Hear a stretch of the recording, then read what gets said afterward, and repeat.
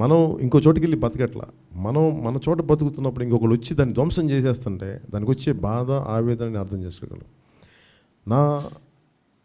నా తపన కూడా ఏంటంటే ఈ వ్యవస్థ, ఈ మన గిరిజన సాంప్రదాయాలు వ్యవస్థ బేసిక్స్ ఇవన్నీ ఇలాగే ఉండాలి.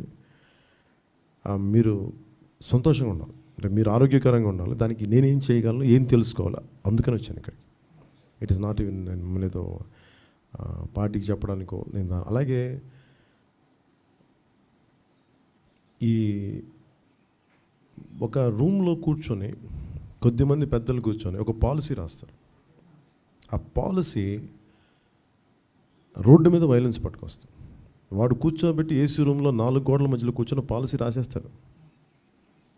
నిజంగా నువ్వు ఊరు తిరిగి ప్రతి మనిషిని కలిసి నువ్వు వాళ్ళతో కలిస్తే అప్పుడు పాలసీ రాయండి, చాలా తేడా వస్తుంది, చాలా మారిపోద్ది.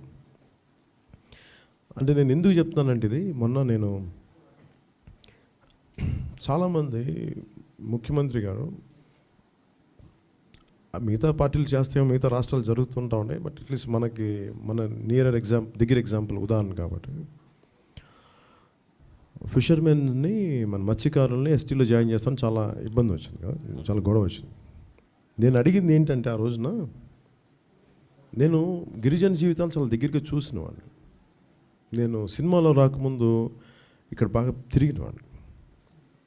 అలాగే దాని ప్రభావం అనుకుంటే నాకు ఆదిలాబాద్ తాండాలకు వెళ్తే వాళ్ళు అడిగింది నన్ను, ఏమేమో ప్రామిసులు చేస్తే మాకు ఏమవుతుంది సార్, ఒక బాటిల్ నీళ్ళు ఇప్పి మంచి తాగడానికి మంచి నీళ్ళు ఇప్పించాను, ఇంకేం అడగల. అన్నీ మనకి వాళ్ళకి తాగడానికి సరైన నీళ్ళు లేవు. అంటే నా పరిధిలో నేను కొడితే ఒక బోర్ ఏం చేశాను ఆ రోజున.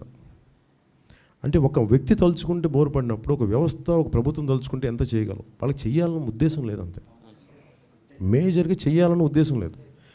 నాకు వ్యక్తిగతంగా దీంట్లో నేను డబ్బులు సంపాదించాను, నా జీవితం సుఖంగా ఉంటుంది, ఇవన్నీ పట్టించుకోకపోతే. నాకేనంటే ఎవరైతే నిస్సహాయంగా ఉంటారో, ఎవరైతే గొంతు అయితే బలంగా వెళ్ళదో వాళ్ళకి అండగా ఉండాలనేది నా జీవిత ఆకాంక్ష. నేను అందుకు వచ్చాను రాజకీయాల్లోకి. ఆ బాధ, వేదన నేను అర్థం చేసుకోగలను. నేను ఇక్కడ ఎందుకు తీసుకొచ్చానంటే ముఖ్యంగా ఇందాక మత్స్యకారులది సమస్య, అది గవర్నమెంట్ పెట్టిన పాలసీ. అది వాళ్ళు ఆలోచించాలి కదా. మాట్లాడితే 4 decades ఎక్స్పీరియన్స్ అంటారు, 4 దశాబ్దాల అనుభవం అంటారు. వీళ్ళని జాయిన్ చేస్తే సమస్యలు వస్తాయి అన్నీ తెలుసు వాళ్ళకి. వీళ్ళు కొట్టుకోవాలి, అది జరగదని కూడా తెలుసు, మళ్ళీ చెయ్యమని కూడా తెలుసు. For example కాపుల్ reservation